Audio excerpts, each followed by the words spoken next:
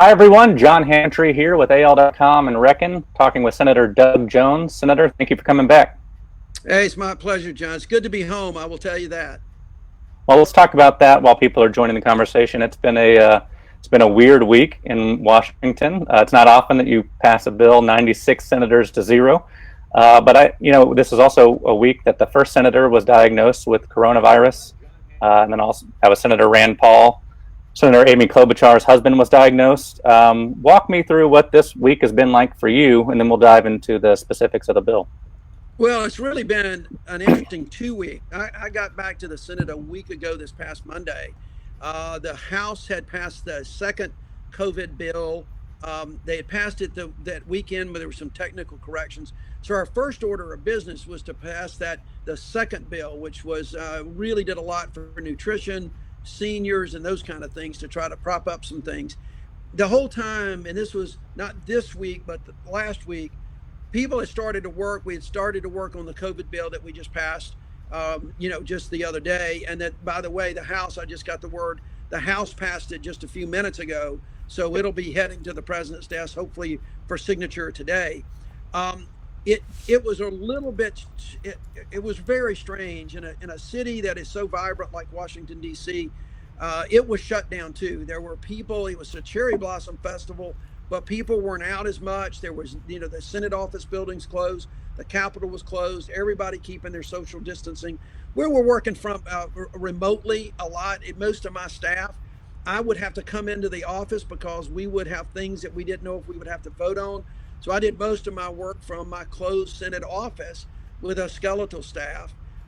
It got pretty intense. It was kind of ugly last weekend when we took a couple of procedural votes that were frankly just political votes that Senator McConnell wanted to do. We were making progress on this bill that we ultimately passed.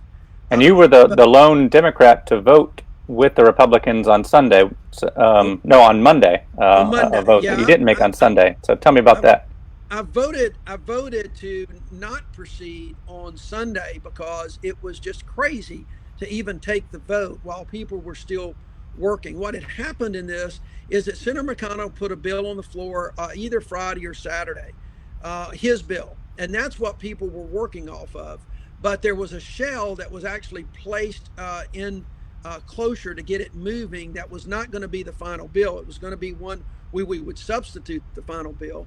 He insisted on taking a procedural vote to proceed on Sunday while we were still discussing it. The bill was not even close. And he had, in fact, had basically pulled the Republican leadership off of the bill on Saturday evening, wrote it themselves with no input from anybody else. That's what he wanted to proceed on. And it was just a political vote. It was purely a political vote. And I felt like it was not time that people should still need to be. But by Monday, you would come around. Absolutely. Well, by Monday, incredible progress. I mean, when you voted no, it achieved exactly what we wanted to do, and that is to make sure that we got down to business. Secretary Mnuchin was over at the Capitol for 15 hours a day, and you got down to business. So on Monday, I voted to proceed because I felt like enough progress had been made that we needed to show good faith. Some of my colleagues on the Democratic side of the aisle didn't agree with that, but it was still a procedural vote. That's been the biggest misnomer. It was not on McConnell's bill. It wasn't on anything but a shell and a procedural vote. And I felt like it was time to really put the gun to people's heads, so to speak, and put a deadline on this and get it moving. And that's why I voted the way I did. Well, Senator, let's talk about the final bill, the bill that passed now that Senate and the House. It is the largest stimulus package in history. Yes. $2 trillion, which is, I can't wrap my head around how big that number is. Give me your top line takeaways of the most important things in this bill for Alabamians. Well, a couple things. First of all, it's not just the largest stimulus bill, John. It's the largest piece of legislation that has ever passed the United States Congress. Our budget, our discretionary budget last year that we worked on, that Senator Shelby as head of appropriations put together, was only $1.3 trillion to fund the entire federal government. This is putting double that. Yeah, basically. this is putting $2 trillion back into the economy over and above that budget. And so there's a lot of things that are important for, I think, the people of Alabama. Number one, you've got direct checks that are going to go to folks up to $1,200 for people that make less than $75,000 a year. It will phase out after that, $500 for children. But the most important thing, I think, that for people and individuals is the fact that we are going to extend unemployment compensation benefits by a full month. Plus, in addition to the state formula that you get for unemployment, the feds are going to put in another $600 per week. That's really going to be what is the most important. It's going to keep people to having the ability to make mortgage payments, to have to make to make their rent payments, their utilities. It's going to allow them to buy the food and necessities that they need while they hunker down to help blunt the curve of this virus. You Well, got and small. since Sunday, we've had 59,000 claims for unemployment so far, just this Yep. week alone in Alabama. So that you're right that that will be certainly essential to a lot of people. We And did it's get going a to go question just up. now. Do we know when those checks are going to come in? I don't know specifically because the legislation just got passed today. I would say within a week to 2 weeks, you will start being able to get that. And importantly, the unemployment compensation, we've extended the people that are eligible for unemployment compensation to even sole proprietors, people that are individuals that are out there working, gig workers, folks like that, who are not generally eligible for unemployment compensation. They will be eligible under what we passed the other day. So would that include, let's say, Uber drivers or Lyft Yes. drivers, things like that? Okay, Yep. so people It who will haven't include typically gig been able to economy get that. workers. The thing is, you're going to have to demonstrate a little bit, but that's the least of the worries. I'm hoping that Alabama will be set up. They're going to be overwhelmed. That number is going to only go up in the coming weeks as we see more and more businesses and people being, at home. Yes, earlier today, Governor Ivey announced that considerably more businesses statewide than before are going to need to shut their doors. And so, yes, I imagine that particularly in Alabama, will be fairly hard hit. Will be very hard hit by unemployment in the coming Yes, weeks. absolutely. These stimulus checks, I received some questions earlier about qualification. If you currently collect Social Security, do you need to file a tax form this year in order to receive the It, stimulus check? the stimulus checks are generally based on tax returns. So a lot of people that receive Social Security do not have they don't make enough money to file one given the way things are. I think given Social Security benefits, you're likely to be able to get it anyway because they will access that. I would very quickly go ahead and file one. It's not hard to do if you're just on that Social Security. I would go ahead and file one and get it filed ASAP. I think you'll get it anyway based on Social Security information. But just to be safe, it doesn't hurt to get one on record because you're not going to have to pay any taxes. You'll likely maybe even get a little bit of a refund. I don't know. But certainly it doesn't hurt to have that record on there right now because this may have to be used again at some point, and we want to make sure everybody gets it as quickly as possible. So, two more questions related to these checks. Kathy Ford Milford wants to know: are these checks a loan? Are they going to have to be repaid back? Are they No, taxable? No, they're these are just. they're not taxable.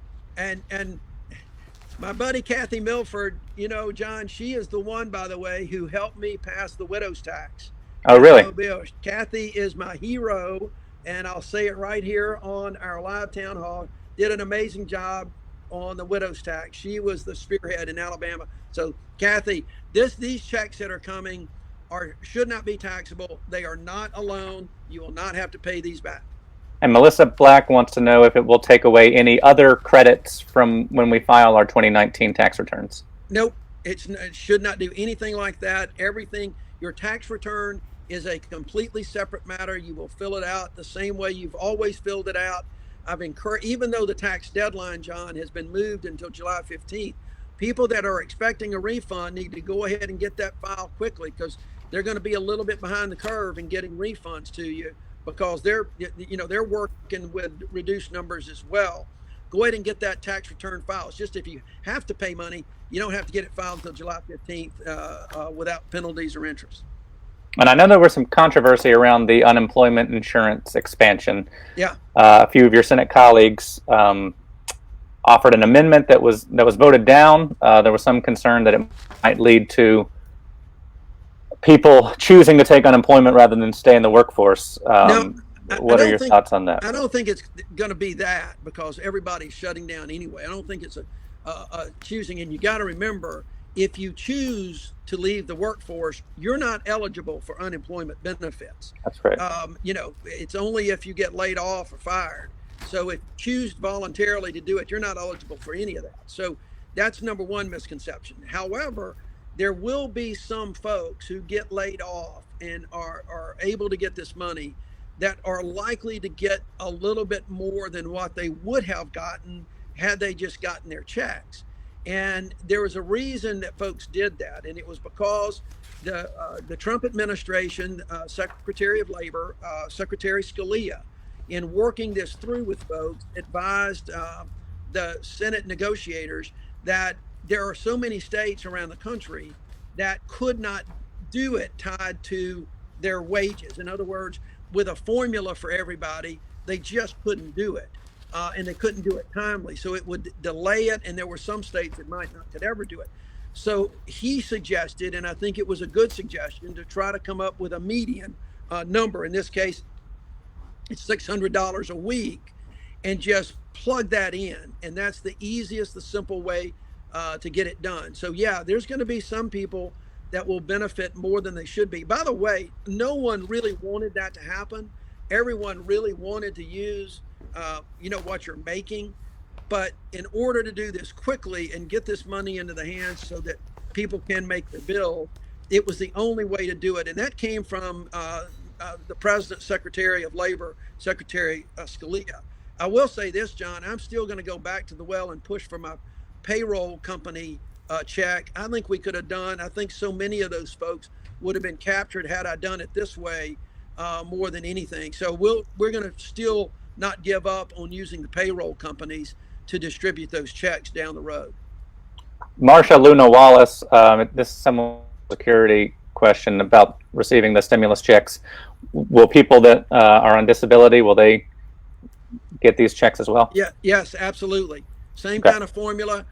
People on disability might also want to file some kind of tax return, but no one is ineligible because of this. Now, people that get, Social Security retirement and stuff like that, you're still eligible to get that based on your income. And so I still encourage people to file that very simple tax return that they can get in. So there'll be that record, but you should still be able to get these special checks.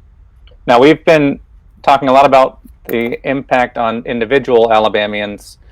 There's a lot of Alabama small businesses that are having to close their doors right now as we, stay at home in order to flatten the curve. Charlie Oswald asked earlier today, what is the fastest way for small businesses to get relief money to keep people on payroll? Great question, Charlie. Let me say this. As we are talking here, I don't have an answer for you, but I will tell you we have gotten some guidance that we're going up on our website. My Senate website is jones.senate.gov, and we should have that guidance up there pretty soon. I'm also going to send it around to the Business Council of Alabama for them to try to get around. It should be a pretty good step-by-step of what you need to do to get that. And we will continue to update that with any technical problems we're seeing or whatever we might do. But that should be up on our website pretty soon, jones.senate.gov. And we're also working on a similar explainer for AL.com, so we should have that out hopefully later today. There's a lot in this bill. When something comes together this quickly in Washington, that usually means there's a lot here for both sides. There's a lot here that's frustrated both sides too. When you voted for this bill, you put out a video that you said it's not a perfect bill. What are some of the aspects of the bill that frustrated you even while voting for it? Well, I think the biggest thing that I got really more than frustrated, got a little angry about is for so long.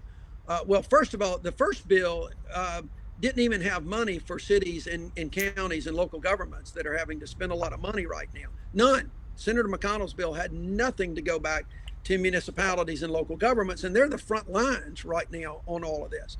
Then we were told that there was going to be a lot of money coming in, that you could get that money to kind of help backfill some issues as people across the country are shutting down. They're not seeing their revenues coming in. They're going to have a real hard time with their budgets because we still have to have police and fire and sanitation workers and those kind of things. But as the bill turned out, the I'm trying not to be political here, but it was the Republicans who insisted that the $150 billion that are going to go to state and local governments not be for items that are budgetary items. In other words, their police, their fire, those kind of things. It's got to be coronavirus related.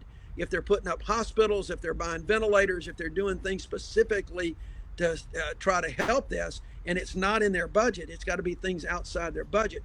So again, that really, really more than frustrated me. I was pretty angry about it, but we had to get this. So if I understand what you're saying correctly, if Alabama doesn't spend money it wouldn't have otherwise spent to combat coronavirus, they won't necessarily be eligible for any of this $150 billion that's earmarked for states and municipalities?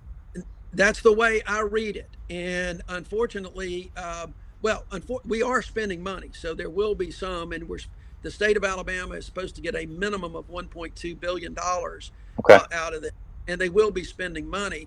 And I think as this goes on, despite the things that are being put in place, Alabama's going to have to spend more money.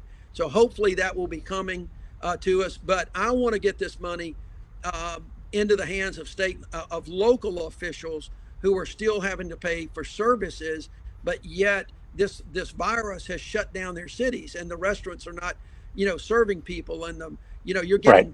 No sales tax revenue coming in.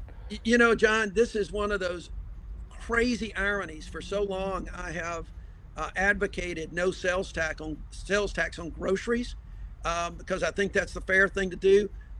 Taxes on groceries now may be one of the saving graces for some of these municipalities. It's the only tax revenue coming in a lot of places. Pretty close. I'm speaking to you from Tuscaloosa, where we are under 24-hour curfew, but right. We can go to the grocery store. There's also a lot in this bill that's been a little bit controversial. Obviously, the $500 billion that's set aside for corporate loans. I think that would be similar to the TARP bailouts from 2008, which I should note that I think the government actually made a profit on those. But some of these loans are geared towards companies like airlines, cruise lines, things like that. Have some of them, airlines included, have previously received bailout funds and used them to do stock buybacks. Why should the American public worry about bailing out corporations again? Well, first of all, every company, let me do a couple of things. Let me kind of drill down on that a little bit. Number one, the TARP issues, this is a different issue. This is a different kind of problem that we're having, that none of these businesses created this virus that is spreading around the globe. And that, by the way, as of today or late yesterday, the United States of America is the most hardest hit country on the planet for this. We have more cases in the United States than China. We have more cases than Italy and Spain. And the death toll is continuing to rise. We have to keep certain things going. We have to keep some airplanes flying. We have to keep our transportation modes going. I don't think this, by the way, John, is going to go to cruise lines who are not based in the United States and have not paid taxes. So I don't think this is going to cruise lines. The one difference that I think we're going to make, we learned a lot of lessons from the TARP program on enforcement, and we've set some parameters. For instance, none of this money can be used for executive compensation bonuses. It can't be used for stock buybacks. We're creating an independent inspector general to monitor this, which was modeled what we did with TARP. There's also a congressional oversight panel there's a lot of shackles that are being put in place on these companies that if they want this money, they're going to have to agree to, and I think that that will help the taxpayer money. The fact of the matter is, though, we have to do something to help these companies because we can't afford to lose all of these companies right now through no fault of their own. What you're seeing, the bottom line of what you're seeing, John, with this first, this it's actually the third one, but there will be a fourth one. People are already starting to talk about it. You're actually seeing the United States government essentially put a floor on the United States economy for states as well as the entire country because people, in order to get over this virus, people, those businesses are going to have to come to a halt except for the essential services that we need. And they will be paying this $500 billion back. These are in the form of loans, not grants. Is that correct? That's correct. There are no interest loans, but there are loans. There are separate businesses. There are separate programs available that are will start out as loans, but that will be forgiven if people are brought back to work. In other words, That's for just to help. corporations and small businesses, or both? I'd have to double check on that. I'll be honest with you. I'm not sure. I think it was small businesses, Okay, but I'm not completely sure. I'll get somebody to check on that, and maybe we can get it up on your website at some point. great. Um, Lonnie Sparks asked earlier today when we posted a graphic about this event, why was 35 million needed for the Kennedy Center, right? This kind of speaks to the bigger question of pork that's in the bill. Yeah, I've been to the Kennedy Center. I like the Kennedy Center, but it's not necessarily being hit any harder than the Alabama Shakespeare Festival, and it has probably richer donors. So, yeah. things that made their way in the bill. Look, bottom line is there's a lot of garbage that made its way into this bill. I mean, but I will tell you this: there was a hell of a lot of garbage that didn't make it either. You can't imagine my office and all of Congress getting inundated with every lobbyist from one end of K Street to the other with wanting their special little projects. So there are things in there that shouldn't be in there, and for whatever reason they got in there. There's a lot that didn't get. I guarantee you that, John, we'll be able to go through this bill and we can pull out a lot of things that I don't think. And the Kennedy Center was one of them. I love it too, but that's just one aspect, and there's going to be a lot more. I can tell you though, there was so much that, and we would talk to businesses who had interest in Alabama and things like that to just say, I'm sorry, we're not going to advocate for a special project like this. What we tried to do in my office and what we pushed for was state and local governments, nonprofits, because they get hit just like everybody else. So there are things with nonprofits that will help small businesses and the unemployment compensation or the payroll check issues that we wanted. We wanted things that were going to go directly to people and the things that keep this our economy running once we can get up and going. We've gotten a couple more questions. These two both relate to college students. College students who are dependents on their parents, will they get these, and or elderly dependents? This is a question from Misty Little. Will they also receive the stimulus checks? I think I know that children will. I'll have to check on elderly dependents. Children will, but it will be based on that same formula. In other words, if your parents make less than 75,000 each or 150, I think for a couple, there will be a check coming in. It will phase out after that. So the children of the wealthiest parents in the country will not get this money. I may have to fact check you on that one, Senator, because I mean, if you're a college student, then you're 18, so you should be receiving this check regardless, right? No, I thought it was anybody. You only get the $500 for children under 17. That's probably right. Okay. But And then I Amanda think Sharp that's has right. asked, is there any discussion maybe in this fourth bill you're talking about student loan relief, Yes. either forgiveness for a portion? Is that something I that we don't know should about expect? forgiveness. There's about $10 billion, and what they're doing is that they're certainly going to withhold payment, requirement of payments, and no interest on this. I think there's some forbearance issues, but there is more. But I will say this: that's one of those areas that I don't think there's enough relief for, And because a lot of these people are going to be also looking for jobs that they may not be able to get jobs. So I think in the next package, you're going to see a lot more emphasis than on student loan and student debt relief than you saw in this package. It was a struggle with us on pulling from the other side of the aisle about student loan relief. So I think there's more to that coming. We are also seeing a lot of questions about, did this bill include a pay raise for the Senate and House Oh members? hell no! Okay. No, hell no.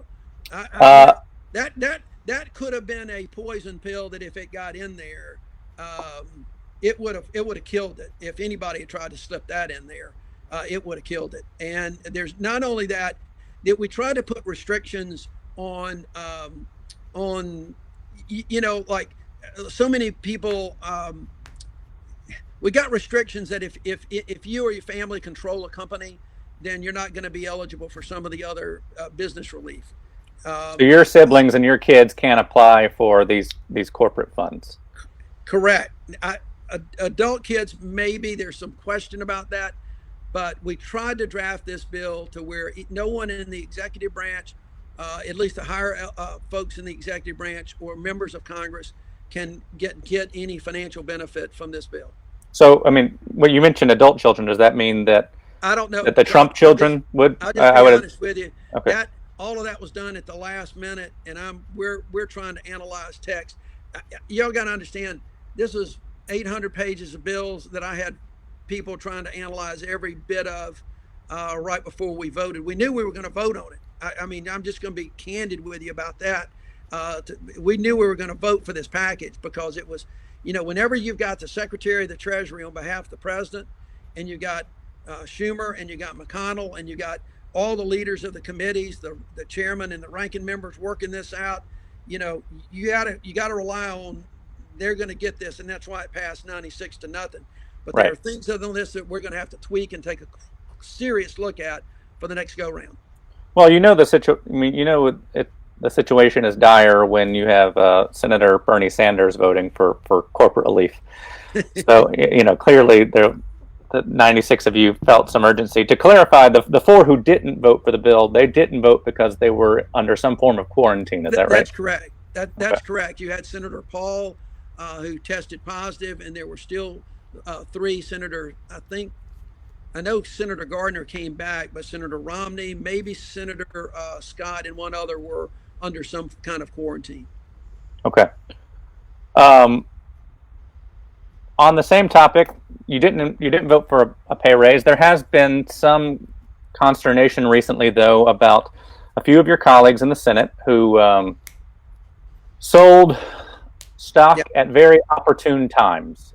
Senator Burr, Senator Loeffler, after receiving a briefing about the spread of coronavirus, sold their stock before the markets tanked.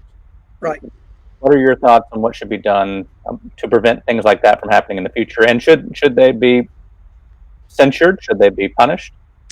Well, I don't want to get into a punishment for any of that because I don't know all of the facts. I just know what has been reported and what is on public record. I think it was wrong. It gave a bad look for sure because we were getting, I mean, look, I think a savvy business person could have probably seen, we weren't getting sensitive briefings, by the way. I'm not taking up for them by any stretch of the imagination. We weren't getting sensitive briefings. We were getting Dr. Fauci, who was saying the same thing publicly that he was telling us. The difference is you had Dr. Fauci telling us one thing, saying it to the press, but then you had the president saying something else, trying to downplay some of this 6 weeks ago, and that's created this problem. I do think that there is a law in place. There was a law that got put in place a number of years ago with members of Congress that were benefiting from, for lack of a better term, insider information. Pretty strict law went into effect, and then it got watered down. I think you're going to see an effort by me for sure, and some others to try to put some teeth back into that. You just to state for the record, you did not sell any stock No, based off of any briefings. no, Okay. no. Number one, I don't have that much to begin with. Most of mine are tied up in funds or whatever, and it ain't that much anyway. So, but no, we didn't do anything at all based on any information or even a hunch. I'll tell you though, John, if I had done it, and there was some talk, because if I had done it, I would have announced it and said, guys, let me tell you something. I think this is going to be a problem. I'm moving this here and there, but we didn't want to do that. It just didn't. It didn't look good. It didn't feel right. We'll weather this out like most Americans. Well, let's talk a little bit about coronavirus response in Alabama, just generally. Now that we've talked through the bill somewhat, um, we are seeing a surge in Louisiana. We've seen our first deaths in Alabama. Alabama, according to some of my colleagues in the field, seems to be trending more in the direction of Louisiana than possibly Georgia or Tennessee. Our numbers are growing. Are we taking this seriously enough? I mean, the governor did close a lot of non-essential businesses today, but she stopped short of issuing a shelter-in-place directive, like a lot of governors have done. Are we taking this seriously enough in Alabama? What do we need to be doing more of? Well, I wish the government had been doing more before today. Today's a good step. The problem that I'm having right now with some of this is it's really a mixed signal that's going out.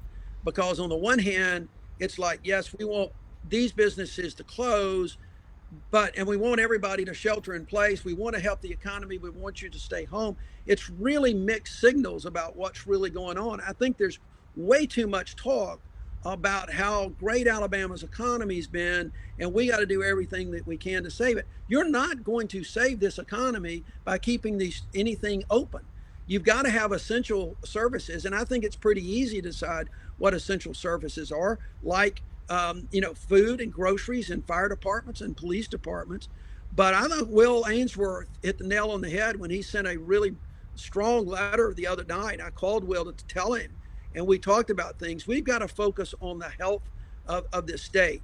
And so my biggest concern, I have no problem essentially with the closing orders that have been issued as today, although there's some that just doesn't make any sense. For instance, we're closing up so many retail establishments under this order, department stores, clothing stores. We're closing a lot of the retail. We're closing barbershops and sporting goods stores. But for some reason, Dr. Harris said gun stores could stay open.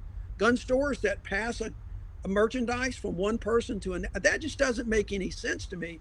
And I just think that there are mixed messages going when we're talking about trying to keep Alabama open for business and our economy going, but yet here's the ones that we need to shut down. I think she should be doing all she can, as like so many of the mayors are stepping up to say, folks, look, please stay home. The only way we're going to blunt this is to stay home. And they need to do that, and they need to the state needs to be focused on getting PPE and testing and all out to our healthcare professionals, because the federal government is stepping up to help put a floor on this economy. Some of these businesses, unfortunately, won't open back through no fault of the governor, through no fault of the federal government. It is just this pandemic. But we need to do all we can, and the federal government is stepping up and will step up more, in my view, to help these companies survive so that at some point we can open the door. But John, let me say this too. I don't think anyone should think that we're going to have some magic date out there where folks can just simply say, okay, this is all behind us. Let's go back to work. And all of a sudden the stadiums are going to be filled and things like this. We're going to have to take some serious efforts to plan for how Alabama and America reopens to protect people, because this virus is still going to be here. And we need to make some steps to plan to protect people in the workplace, to protect people in these events, to do those things that are necessary. So picking an arbitrary date like Easter is just pretty dang ridiculous. Any arbitrary date right now is just crazy. There is too many things going on in America, and there's too much planning that has to be made before we can, because this is going to be a slow ramping back up once we can get this curve blunted. To close, we have a question that I know that a lot of small business owners are probably wrestling with right now, from Clay Leak. Should small businesses that are stalled lay off employees so that for unemployment, or should they continue with payroll and just gamble, hope, pray that the money is forgiven with an SBA loan, a small business administration loan? I would tell Clay to look at the website before he makes a decision and try to help get some guidance from what is going on. Let's see how this looks. Obviously, from on a personal level, I think the more businesses can demonstrate how they should treat their employees and keep them on and give them those benefits. Remember that unemployment, they may not be eligible for health care benefits except through COBRA, which is pretty expensive. So keeping folks on, but I think the guidance will be such that you can hopefully get this money in pretty quickly and that these loans will be forgiven. Even if they're not forgiven, there will be ways that are going to be paid over a long period of time with no interest coming in, with no interest being there. But I think for payroll issues in particular, these loans, we're going to try to do everything we can to make these loans to ultimately be in the form of grants. Look at that guidance, talk to your other team members, and make that decision based on what you think is going to be best, both for the company and your workers. It's a great question. It's a really good question, and I'm so glad that somebody like Clay is even thinking about that, because we are in this together. I mean, and that's the kind of attitude. What is going to be best, not just for my individual business, but for my business and the people that make that business run. So I really appreciate the question. Well, thank you for your time, Senator. Hey, John, could I say one other thing real quick Of about course. the one thing that I will tell you that has troubled me about the governor's press conference today, and that's this, like, Alabama together. Well, John, if we had been Alabama together, we would have expanded Medicaid. We would have issues where we haven't had to close rural hospitals. I want to be Alabama together too. In fact, we've been touting one Alabama now for some time. But if we're going to really be Alabama together, we need to doggone be Alabama together. And we need to do everything we can, healthcare wise, to expand Medicaid, to get those people out there that right now, if they want to test, they got to call a doctor. If they don't have Medicaid, they don't know who the hell to call because they don't have a regular doctor that they see. So serious things need to be looked at from the long term, that we have an opportunity right now. If we really want to be Alabama together, we need to get the state government acting like it and not just depend on the people. People in Alabama have always been together. It's the government that has divided people, and we need to get the government of the state of Alabama acting like one Alabama. Thank you, Senator. Thank you, John. Thanks for letting me join.